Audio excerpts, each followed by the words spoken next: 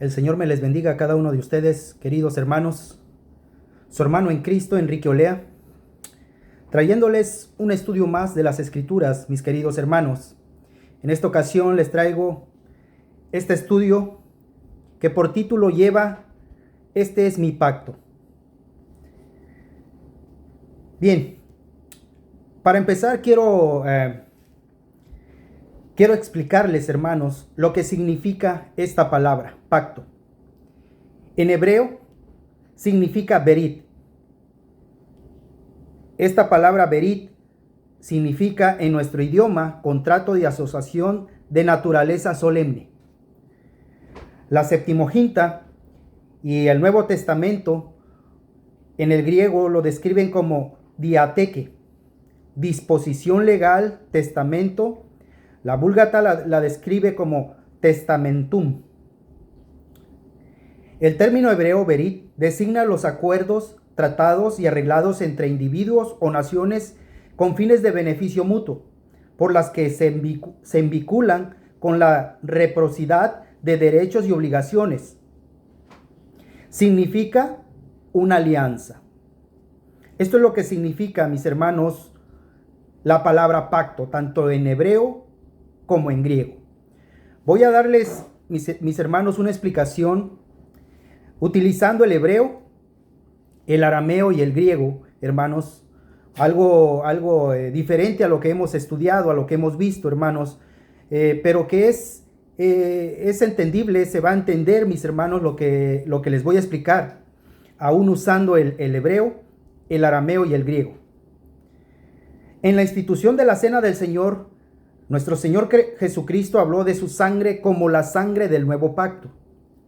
Mateo 26-28.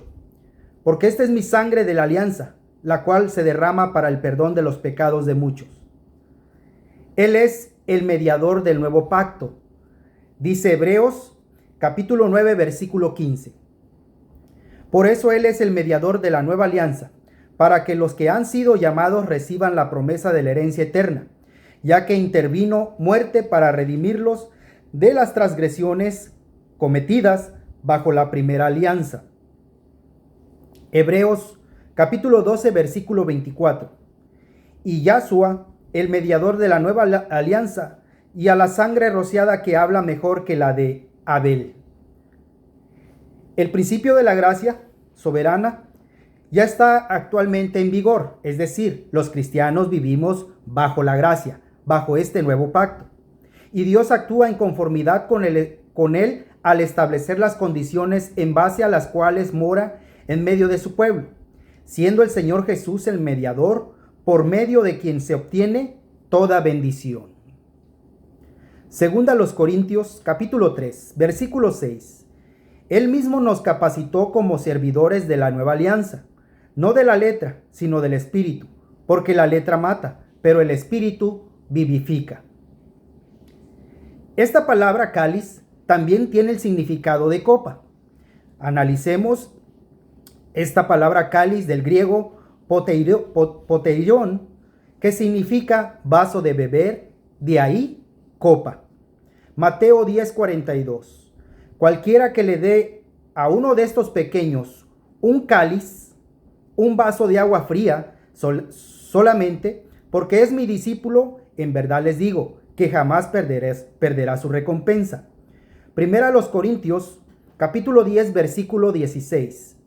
El cáliz, la copa de bendición que bendecimos, es la participación de la sangre del Mishach. El pan que partimos es la participación del cuerpo del Mishach. El nombre cáliz procede literalmente del latín calix, que significa copa, en su acepción de cubierta externa de flores, a su vez del latín calix, y este es del griego calix, que significa calix de flor. Es decir, hermanos, esta palabra copa en el griego tiene varios significados.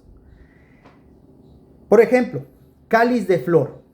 Vamos a la Torá, vamos al Antiguo Testamento, al hebreo, donde dice Éxodos capítulo 25, versículo 33, que dice: en brazos habrá 3 copas En un brazo habrá 3 copas en forma de flor de almendro, cada una con cálices y pétalos, y en el siguiente brazo habrá 3 copas en forma de flor de almendro, cada una con cálices y pétalos, y así en todos los 6 brazos que salgan del candelero.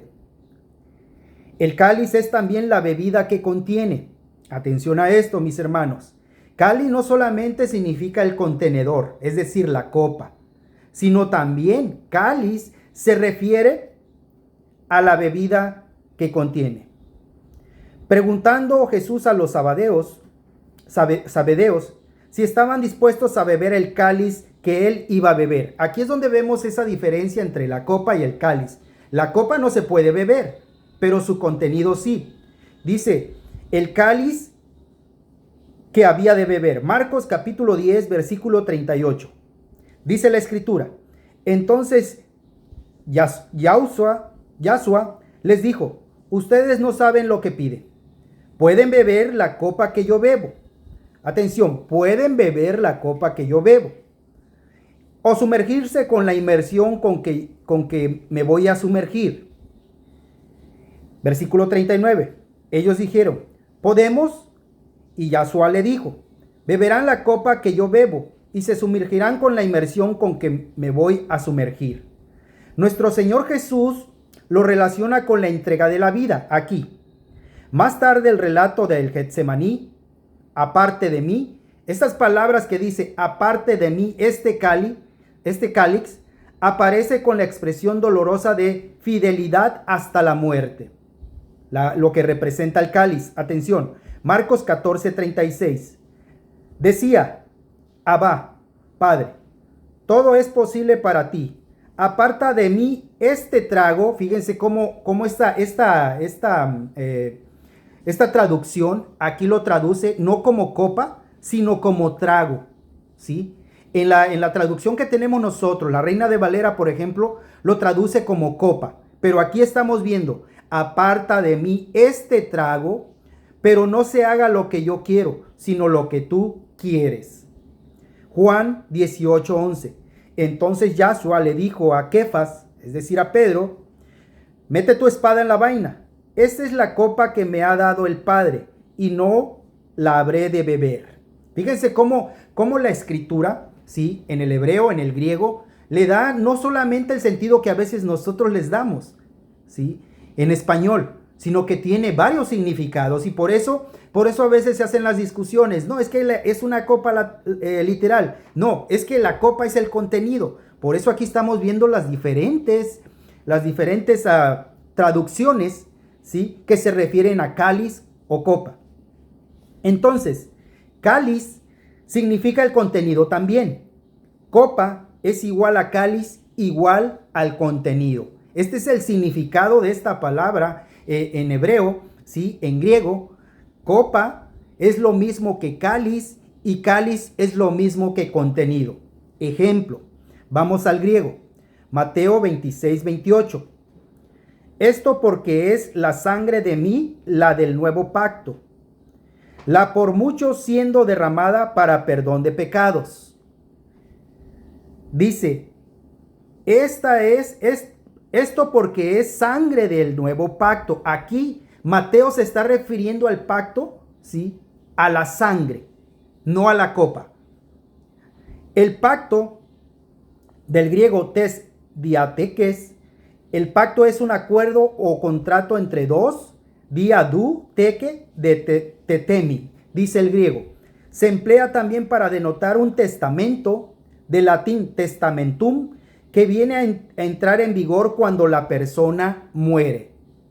Bien, pasemos a Hebreos. Hebreos en su capítulo 9, versículo 15, que el griego lo traduce así. Y por esto de pacto, nuevo mediador es, así muerte habiendo acontecido para redención.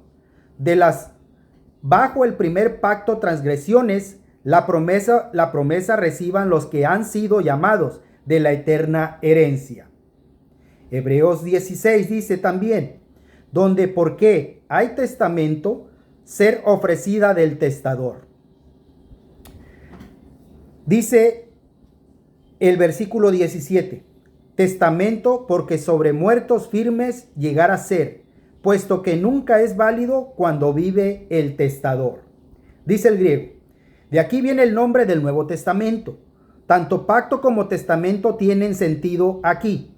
La explicación del pacto la vemos en Hebreos capítulo 7, versículo 22, que el griego dice: según esto, de mejor pacto ha resultado fiador Jesús. Hebreos capítulo 8, versículo 8. Encontrando falta porque en ellos dice: mira, días vienen, dice Señor, y concluiré con la casa de Israel y con la casa de Judá pacto nuevo. En hebreo, concertar un pacto era cortar el sacrificio, de este modo rectificar el acuerdo. Génesis, Berice, Torah, dice la Torah. Génesis capítulo 15, versículo 9. Él le respondió: toma una novilla de 3 años, una cordera de 3 años y un macho cabrío de 3 años, una paloma y un pichón. Versículo 10. Él le trajo todo esto, cortó los animales en 2 y puso los pedazos opuestos uno del otro. Pero él cortó las criaturas que vuelvan a la mitad. Versículo 11. Los pájaros se abalanzan sobre el cuerpo, pero Abraham se sentó junto a ellos. Versículo 12. Cuando el sol estaba poniéndose, un sueño profundo cayó sobre Abraham, horror y gran oscuridad vinieron sobre él. Habló, versículo 13, habló Abraham: conoce esto, por cierto, tus ceras serán Jerim en una tierra que no es de ellos. Ellos le llevarán a esclavitud y serán afligidos ahí por 400 años. Bayomer Levar. Bueno, esto ya es hebreo. El versículo 14. Pero yo también juzgaré a aquella nación, que los pondré en esclavitud. Luego ellos se irán con muchas posesiones. En cuanto a ti, tú reunirás con tus padres el Salom y serán sepultados en buena vejez. Solamente en la 4ª generación regresarán aquí tu cera, porque solo entonces los Emori estarán maduros para castigo. Y cuando el sol se estaba poniendo, hubo una llama y contempló, se veía un tanut, es decir, un horno, humeando, y una antorcha flamante que pasaron entre estas partes divididas. En aquel día cortó Yahvé un brit y con Abraham diciendo: yo daré esta tierra a tu cera, desde el Badí, arroyo de Mitzarayim, hasta el río grande, el río Perat, Éufrates. Y dice, este es el nuevo pacto, dice, que iba a ser Dios, más bien que Dios hizo con Abraham. Así pues, la Torah, es decir, el hebreo, nos enseña que esta palabra pacto tiene no solamente un significado como a veces nosotros se los damos.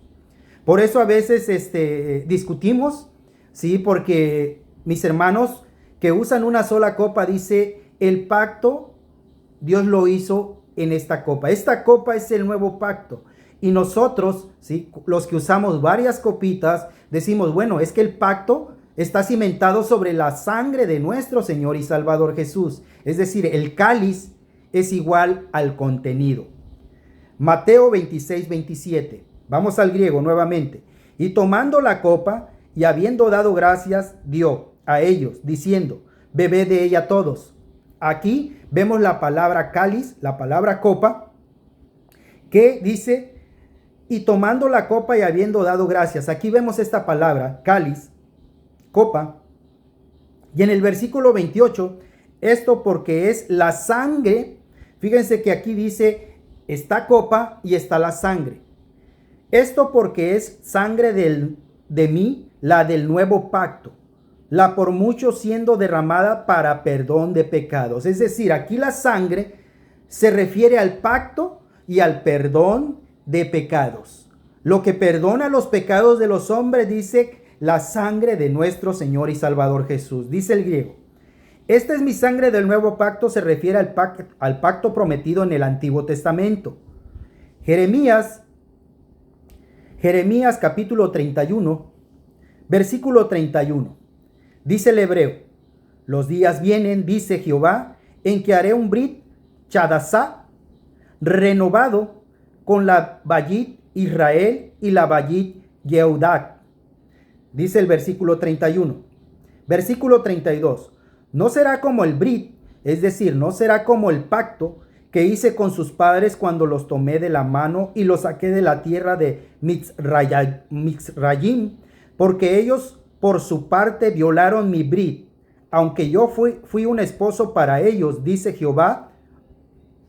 El versículo 33. Porque este es el brit que haré con la Bayit de Israel después de esos días, dice Jehová. Pondré mi Torah en sus mentes y las escribiré en su levavot. Yo seré su Elohim y ellos serán a mí mi pueblo. Versículo 34. Ninguno de ellos enseñará más a su hermano diciendo: ¿conoces a Jehová? Porque todos me conocerán desde el menor de ellos hasta el más grande, dice Jehová. Porque yo perdonaré sus transgresiones y nunca me acordaré de sus pecados. Belok Yelat Amud, esto ya es el hebreo. Jeremías 32:32. He aquí, yo reuniré todos los países donde los eché en mi ira, furia y gran cólera, y yo les devolveré a este lugar y haré que vivan aquí en seguridad. Ellos serán mi pueblo y yo seré su Elohim. Yo les daré otro Leb y otra Elacha, para que me teman, Leo Olam, para siempre, para el bien para ellos y de sus hijos después ellos.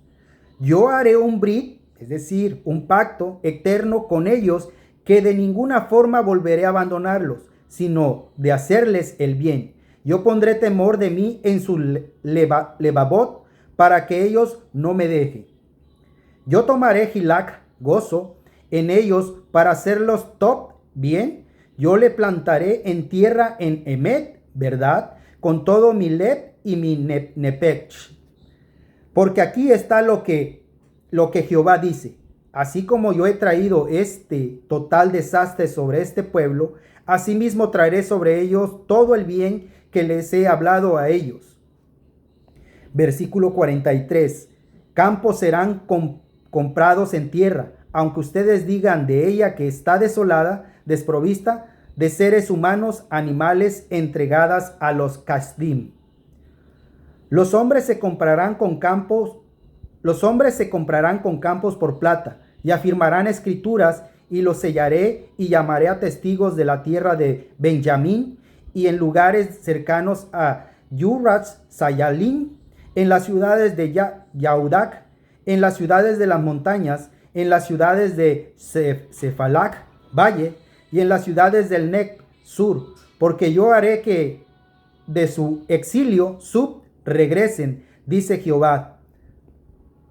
Ezequiel, hablando de esto mismo, dice la Torah, dice el hebreo, Ezequiel 34:25. Yo haré con ellos un brit de salom. Yo erradicaré los animales salvajes de Aaretz, y ellas vivirán seguras en el Midbar y dormirán en los bosques. Yo haré para ellos lugares alrededor de mi colina, una brecha, y yo causaré que lluvia caiga en tiempos. Habrá lluvias de Berachot.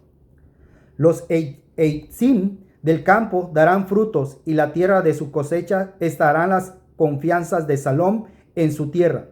Entonces sabrán que yo soy Jehová, cuando rompa las barras de su yugo y los rescate del poder de aquellos que los convirtieron en esclavos.